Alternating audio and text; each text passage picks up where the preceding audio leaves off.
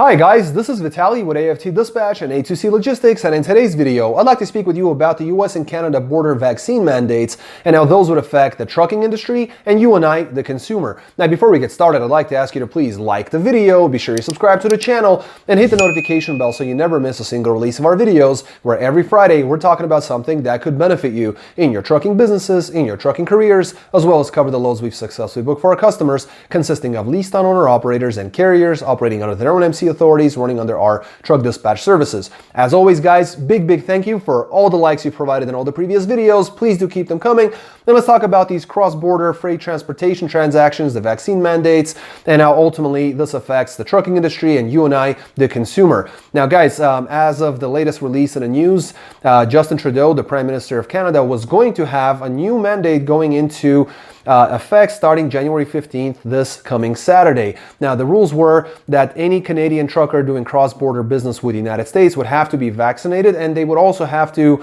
have a 14-day waiting period prior to be granted re-entry back home into Canada. Now, both those things were dropped because Justin Trudeau was dragged across the coals and put under a lot of pressure, being that this would be a very bad idea. Now, even though those things have been amended, I'm about to show you how they ultimately achieved the same exact goal, reached their conclusion, and brought us back to square one. And here's how. Canada is still going to have a vaccine mandate for U.S. truckers that would be otherwise turned around at the border starting January 15th, which is that same Saturday. Canadians coming back to Canada would not have to show any sort of proof of vaccination, and there is no waiting period, so that did change. But the U.S. would also require proof of vaccination from Canadian carriers coming into the United States starting January 22nd. So they're a week apart and accomplishing exactly the same thing. Canada would prevent the U.S. carriers from entering Canada, and U.S. would prevent Canadian carriers from entering the United States. Now, how big of a deal is this? It's a huge deal because over $500 billion, over $500 billion worth of product exchanges hands across borders between these two borders annually. So that's a lot of product, a lot of freight, a lot of money exchanging hands. In fact, every 5 seconds a truck crosses this border. So a lot of trucks do a lot of business with US and Canada.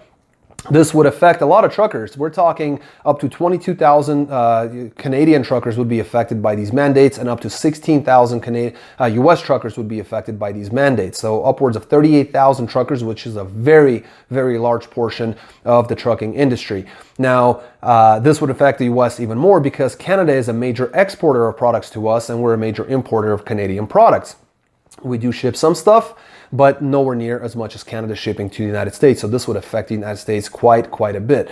In addition to this, we're talking inflation. CPI numbers have been released recently, and US said that we have inched up to 7% in our inflation. Now, you and I both know that inflation is above that because you and I buy groceries and put gas and diesel into our cars and trucks, as well as buy other sorts of products which have gone through the roof and are well above 7%. Now, when it comes to inflation, Canadian inflation is at an 18-year high as of November of 2021, and US is doing even worse with an inflation at near 40-year high as of December of 2021.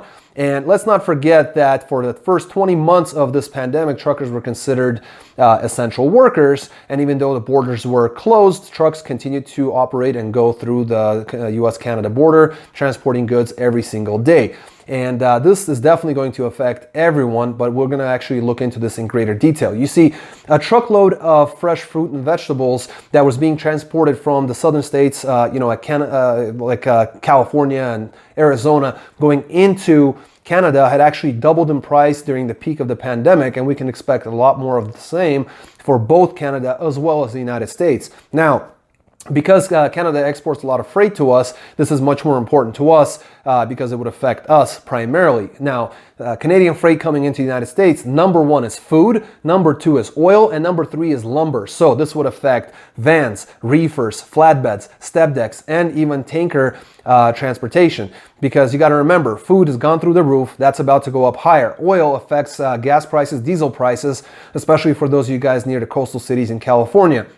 And lumber is going to affect new home starts, construction, especially with a crazy, basically buying frenzy of U.S. real estate throughout the country. So this is going to be a big, big deal. And these rules are going to affect starting January 15th for Canada, starting January 22nd for the United States. And this is despite the fact that as of today, Thursday, they're recording this video, the U.S. Supreme Court has banned the mandate for mandatory vaccinations throughout the United States. And even though they've tried to stick OSHA into this and make it a requirement, forcing the U.S. to consider this as a workforce issue, that was also banned. So despite all of this, for truckers, this is still going to affect this. So I'd love to hear from you guys. What is your take? What are your ideas on this? Please leave your comments in the comment section below. And I'm going to switch over the camera. We're going to look over the loads that we book for our customers. Please hit that like button. Make sure you subscribe to the channel, and I'll see you guys in just a moment. Welcome back, guys. Take a look at some of these loads. We're going to look at some vans, reefers, as well as some vented vans. Everyone did very, very well. We're going to start off with the reefer coming out of Stafford, Texas, going to Brighton, Colorado. This is a 30,000-pound load of food, 1,044 miles booked at $4,435. Got them $4.25 per mile. Then Golden, Colorado to Vernal, Utah. It's a 45,000-pound load of beer, 319 miles booked at $2,000. Got them $6.27 a mile. A very, very good rate. They're coming out of Colorado going to Utah. You almost never see good money there. Then out of Tremonton, Utah to Mount Pleasant, Iowa, it's a 40,000-pound load of seared chicken, 1,231 miles booked at $7,000.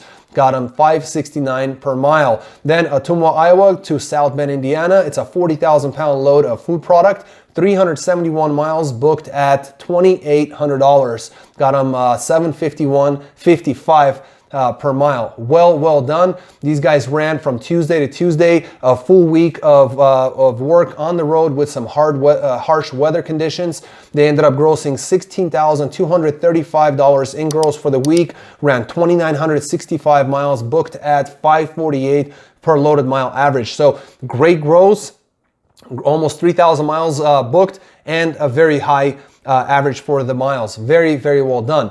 Next, we got ourselves a dry van out of Independence, Kentucky, going to Aurora, Colorado. It's a 32,000-pound load of miscellaneous freight, 1,189 loaded miles booked at $4,200. Got them $353 a mile. Then Denver, Colorado to Hayden, Colorado, a real quick local run, 40,000-pound load of beverages.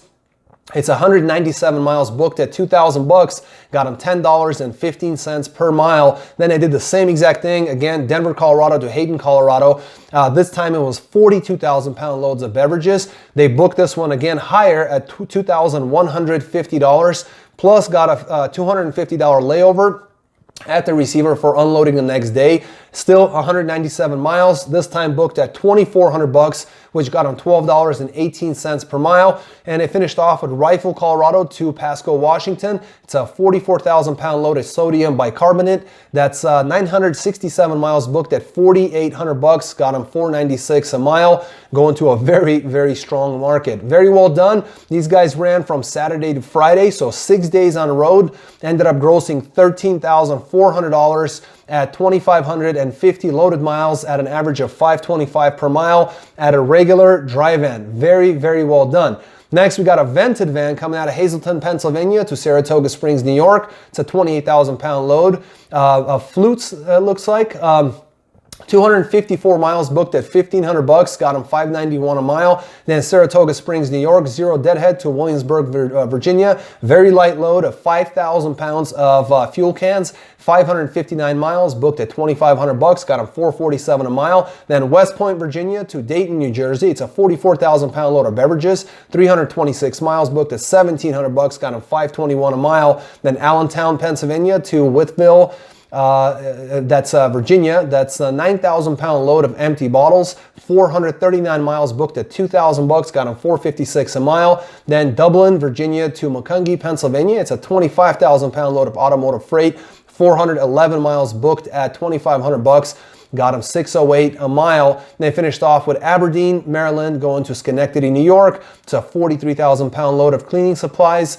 It was basically a Clorox pickup. They were worked in at the shipper.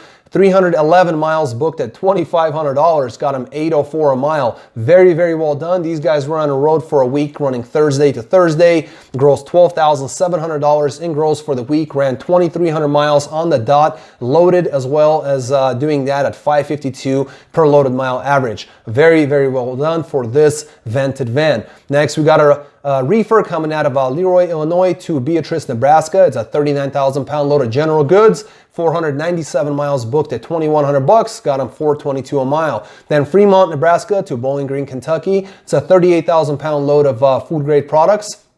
It was 743 miles booked at $4,500, got him $606 a mile. Then Seabury, Kentucky to Richland, Mississippi. It's a 40,000 pound load of frozen chicken, 473 miles booked at $2,900, got him $613 a mile. And finally, Morton, Mississippi to Houston, Texas, a light load of 13,000 pounds of frozen foods, 475 miles booked at $1,600, got him $337 a mile. These guys ran from Friday to Friday, ended up grossing $11,100 in their reefer, running a week on the road at 2,189 loaded miles with an average of 507 per loaded mile average, and got their 34-hour reset done over the weekend included in these miles. Very, very well done.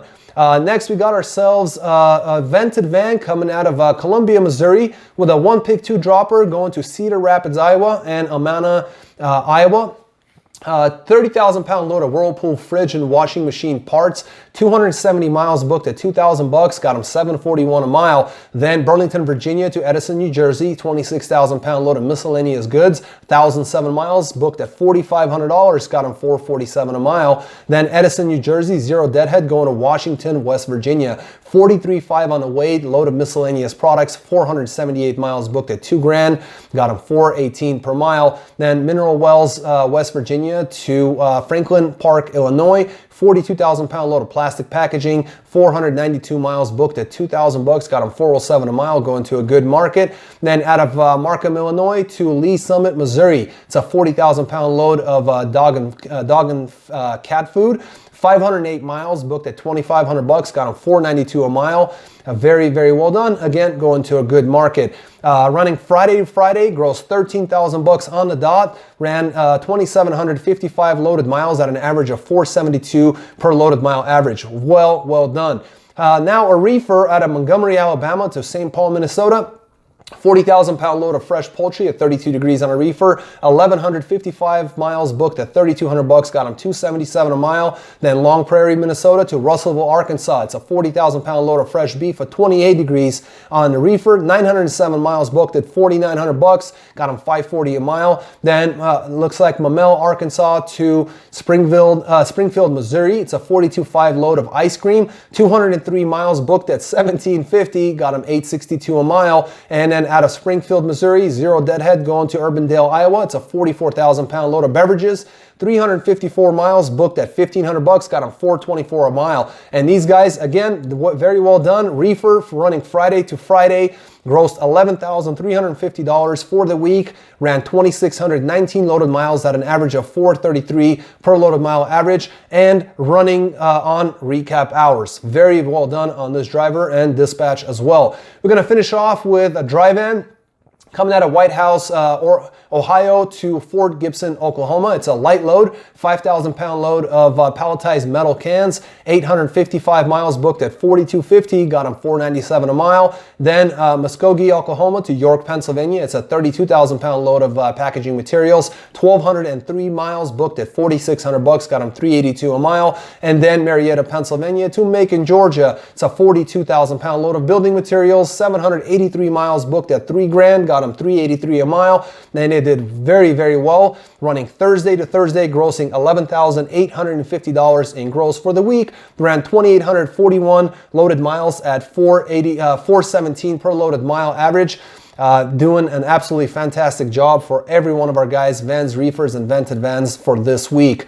Guys, if you want to make this kind of money, you can, we have a very open, very transparent lease-on operation for those of you who are leased-on owner-operators. We do the same thing for carriers. If you have your own MC authority, your own company drivers, maybe you have leased-on owner-ops. The bottom line is that you could be making this kind of money with vans, reefers, flatbeds, step decks, vented vans. We run all sorts of equipment, including power only for those of you who have established MC authorities, are willing to go out there over the road, hit most of the states, and stay on the road for some time. A lot of people making a lot of money, but it takes a bit of effort on you. You have to get in touch with us to gain more information, get set up with us, and start operating like these drivers here. You can get in touch with us by calling or texting us at 801-448-6363. You can also go on our website at aftdispatch.com/go, gain more information there, or fill out our chat box on any one of our web pages. And just give us the information. We'll get in touch with you, answer any and all questions that you may have, and go from there. But most importantly, until next week, stay healthy, be wealthy. Take care, guys.